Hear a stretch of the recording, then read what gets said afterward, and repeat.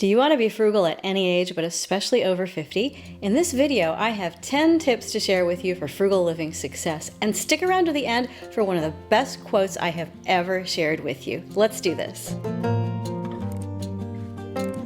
Welcome, I'm Amy, and here at Frugal Over 50, I give you tips and tools for frugal living. Y para mis amigas de habla hispana, bienvenido. Let's talk about these 10 tips. Number 1, do what worked before.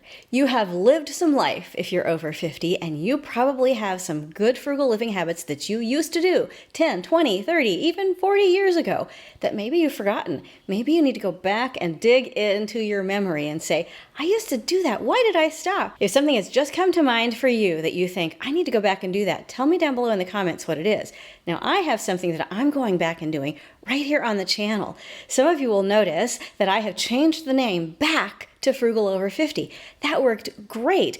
And I wanted to expand it to the Frugal Diaries. As you recall, over the last few months, I did a quick Google search, and a lot of people have been trying to find Frugal Over 50. There's a lot of us out there that want to be Frugal Over 50. So I'm changing the name back to Frugal Over 50 because there are people searching for us. They want to find Frugal Over 50. If you are frugal and you are over 50, there is something that you used to do that worked, that maybe you changed or you tried to do something different and the change didn't work. Whatever that thing is that just came into your head that you think, oh yeah, I used to do that. Do it again. Number 2, budget. Whatever your age, you need a plan for the future for your money. And the way that you spend your money tells about your values, it tells you about your priorities, it tells what's important to you, it tells what you want in life. And in order to do that, you need a budget. I always recommend here, you need a budget. Click the link below to get 34 days free. If you have never found a budgeting system that works, it's very flexible. It gives you an online and mobile app way to track what you're spending, to prioritize your spending, to plan your spending, and to be realistic with your spending. And if you're over 50, you may have years and years of not knowing how to be realistic with your spending. A budget will help. This leads us straight to number 3, which is acknowledge your mistakes. If you're like me, you have made many a mistake in frugal living. I know I've told you folks before, but when I first made a budget, I didn't understand that the number in my budget needed to match the number in my bank account. That was just a basic piece of information that I missed, and I failed miserably, as you might imagine. It terrified me, and I waited almost 30 years to start budgeting again. That was a huge mistake, because even though I'm kind of a cheapskate, thank goodness, I still way overspent. And really the small things add up. Oh my gosh, the amount of money I used to spend at coffee shops just because I was scared to track my money and I was scared to know how much I had. When I finally tracked it down, I was spending over $200 a month at coffee shops. I was terrified to look at my money, and my biggest mistake was just not sitting down and saying, okay, I have made many a mistake. Let's look at them. Let's acknowledge them. I did it, and you can too. Number 4, automate your savings. I actually learned this from Elaine St. James, who I've talked about here before. I'm going to link below to some of the books that she wrote back in the 90s that really helped me and that can still help us today. Elaine St. James talked about automating every financial thing in your life that you could, and that's probably what kept me out of bankruptcy during the years I was terrified to budget and terrified to look at my money, because I automated my savings. I learned this from my dad, who even in his late 70s and into his 80s was automating his savings for the future. Once he got to about 84, he didn't see himself living another 10 years, but he was still automating his savings for the future, for his children, for his grandchildren. I love that example. I have savings automated for retirement and for other long-term things. And if you have not started this yet and you're over 50, it's not too late. You can do it right now. By the way, if you're getting value out of this video, would you give it a thumbs up? That like button really helps us to meet new friends. And if you haven't subscribed, we'd love to have you around. Click that subscribe button. If you'd like to contribute to the growth of the channel, you can do that over at Buy Me a Coffee. Now let's get back to these tips. Number 5, take care of the 4 walls. We have this phrase from Dave Ramsey, who talks about intentionally taking care of what you need to do right now. What do you have in your life that you need to take care of right now before you get paid again? What do you have to take care of right now that's going to meet a healthcare need? What do you have to take care of right now that's going to meet a transportation need?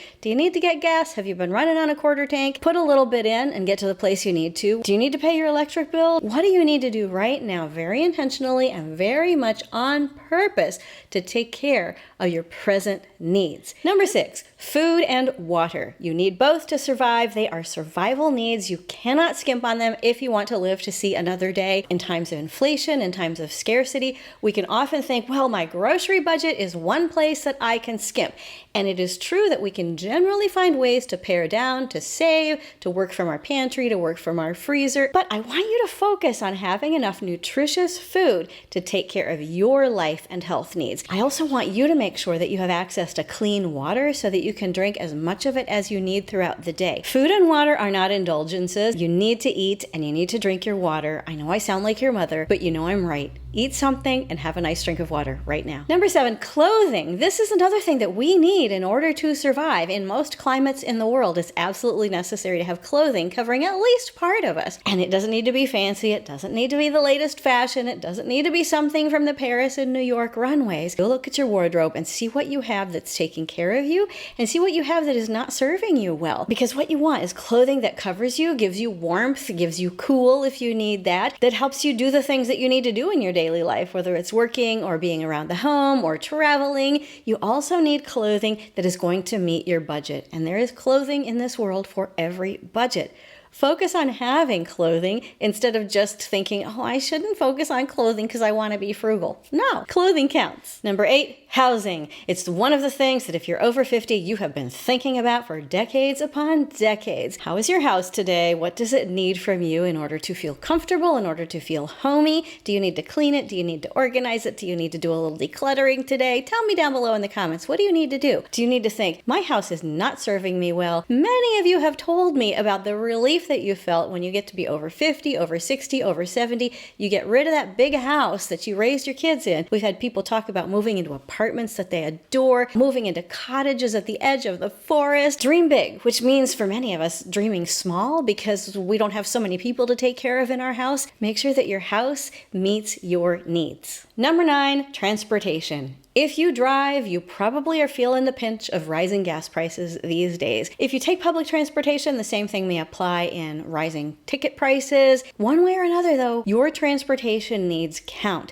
You need to be a person who is not isolated, not stuck in one place where you can't get out and about. And if you're over 50, you need to make sure you have access to transportation. Some of us don't want to drive so much anymore, so we want to look up access to public transportation in our area. Some of us may be uncertain about the safety of that car that we used for 15 or 20 years raising our kids. And if you are over 50, you have probably been taking care of everybody else's transportation needs. Think about what yours are and make it happen. Number 10, teach others. You have something to share. You have made mistakes that you don't want to see others have to go through. You've had successes that you would love to share with other people. You have lessons learned. You have strategies and tips. You have book recommendations. In fact, let's do that right here in the comments right now. What is one frugal living tip that you have learned over the years and decades of your life that you would love to share with the frugal living community right here in the comments? As we share, we pass on a legacy in a way that gives us joy and in a way that gives other people hope. This tip leads us to our quote for the day from Heather Torres of Think Media. She's a speaker, author, writer, and trainer. Heather said, "Maybe the mess I've gone through could be the message others need." Live frugally, over 50 or at any age, because you matter. I'll see you soon. Nos vemos pronto. Bye.